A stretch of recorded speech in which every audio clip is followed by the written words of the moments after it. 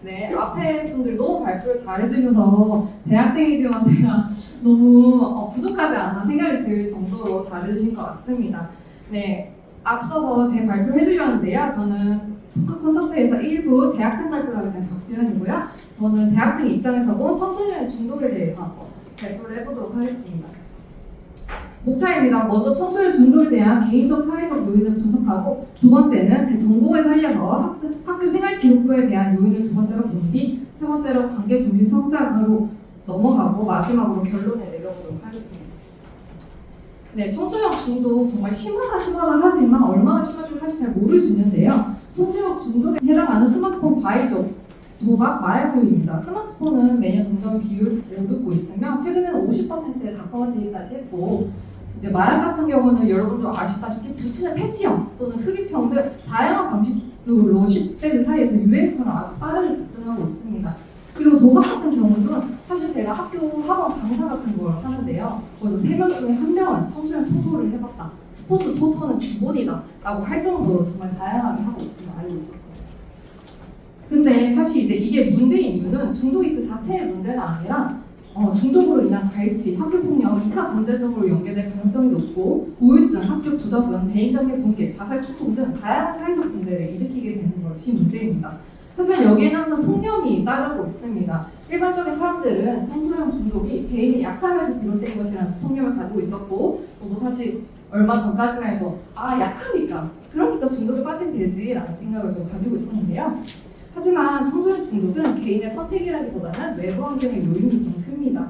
중독 유도형 알고리즘, 모두 알다시피 쇼포, 릴스, 아까 말씀 많이 해주신 알고리즘 등이 너무나도 우리 삶에 침투해져 있고, 경쟁 중심의 교육 체제는 심리적인 압박과 도피 욕구를 불러일으켜서 입시와 성적 중심의 사회 구조는 청소년들에게 더 큰 스트레스를 다가와 중독으로 빠질 위험을 더 크게 만들어주고 있습니다.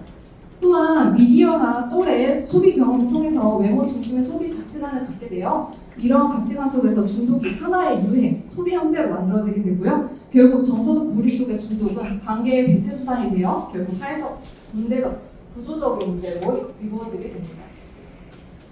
저는 대학생으로서 입시 중심의 교육 체제를 그 6년, 12년간 경험했고, 당시 학교는 단 한 번도 디지털 리터러시나 미디어 중독, 마약과 도박에 대한 집중적인 교육을 하지 않았습니다. 여러분들 학교에서도 아마 그런 교육을 집중적으로 하지 않았을 거라고 예상되고 있는데요. 하지만 오히려 많은 친구들이 SNS나 온라인 플랫폼을 통해서 스트레스를 해소하며 점점 더 과몰입하게 되는 과정을 근처에서 지켜보며, 이런 현상은 단지 개인의 자제력 부족이 아니라 사회 구조가 중독을 유도하고 방치했다는 증거로 생각하게 되었습니다. 제가 다큐를 좀 즐겨보는데요. 최근에 본 다큐가 EBS 중독의 시대라는 다큐멘터리가 있습니다. 거기서 청소년은 인지적 자기 통제가 미숙한 시기에 이윤 중심의 알고리즘 플랫폼에 그대로 노출되어 있다며 구조적인 위험을 경고를 했습니다. 그럼에도 학교 현장은 여전히 자기 관리의 문제로만 중독을 취급하고 있으며 사회는 개인의 일탈로 치부하고 있는 게 현실입니다. 따라서 이 문제는 결국 개인의 선택이 아니라 사회가 부담하고 방치한 환경적인 결과로 볼 수 있겠죠? 저는 이제 제 전공이 교육과 관련돼 있어서 학교생활부의 개편도 전공 수업에서 한번 공부를 해봤었는데요. 이 부분도 중독이라는 것의 요인의 큰 부분이라고 생각해서 가져왔습니다. 2019년 이후 학교생활 기록부의 개편으로 자율동아리, 방과후 활동, 수업 논문 등의 기록이 제한되었고, 학생이 직접 작성할 수 있는 셀프 학생부 이제 금지되죠. 짧고 정형화된 기록만 가능해졌습니다. 이로 인해 실질적인 자율 활동과 보여주기식 스펙 쌓기가 강화되었으며 자연스럽게 공동체 중심 활동이 줄어들어 청소년 간 유대 활동도 줄어들게 되었습니다. 이제 여기서 보면은 실제로 항목이 삭제되었다든지 아니면 기재 분량의 축소 등이 적혀있는 변경 사항을 볼 수 있습니다.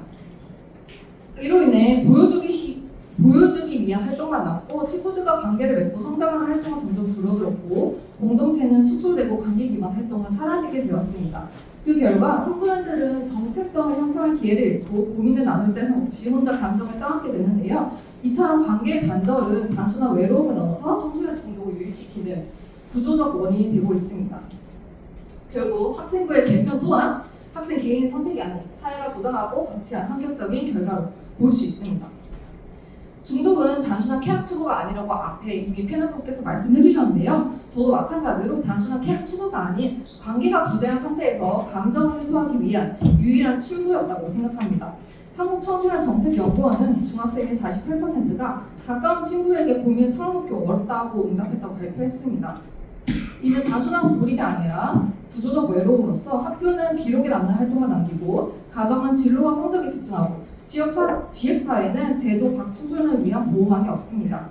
저도 이제 대학생으로서 사실 오랜 기간 입시 생활을 겪어오면서 스펙은 남아도 진짜 관계는 남지 않는다라는 경험을 해왔습니다. 그래서 청소년 중독은 그렇게 관계없이 자라난 우리의 과거이자 다음 세계의 현재라고 생각합니다. 대학생이 된 지금까지도 이어지는 것처럼 중독 문제가 회복은 제도보다 사람과의 연결에서 시작돼야 된다고 생각하는데요. 관계 중심의 성장이야말로 그 감정을 회복하는 첫 걸음이라고 생각합니다. 하지만 지금의 교육 체제는 이 외로움을 제대로 돌봐지 못하고 있고 학교와 가정의 오탈도 무너진 지 오래입니다. 그렇다면 이 끊긴 고리를 누가 연결해 볼 수 있을까요? 저는 그 접점에 대학생이 있다고 생각합니다. 대학생이라는 직업은 청소년기를 막 지나온 세대로서 감정적으로 또 이제 세대 차이가 안 난다고 생각을 하는데요. 사회적으로는 책임질 수 있는 위치에 있으며 감정적으로는 가깝고 대학생은 청소년과 어른 사이의 가장 현실적인 연결자가 될 수 있다고 생각합니다. 그렇기에 관계 기반 활동에 대학생을 중심으로 한다면 좋은 방안이 나오지 않을까 생각합니다. 청소년의 중독 문제는 더 이상 개인의 문제가 아닙니다. 지금 우리가 살아가는 사회가 만들어낸 구조적인 결과입니다. 그렇기 때문에 그 회복 역시 모두의 책임이라고 생각합니다. 정책도 아까 말씀 많이 해주셨는데 정책도 중요하고 교육도 중요하지만 사실 제일 메인적인 문제는 우리가 관계와 소속감, 연대를 회복하는 것이라고 생각을 합니다. 청소년이 혼자가 아니라는 것, 그 믿음을 줄 수 있는 사회가 되는 게 우선이라고 생각합니다. 이상 발표를 마치겠습니다. 감사합니다.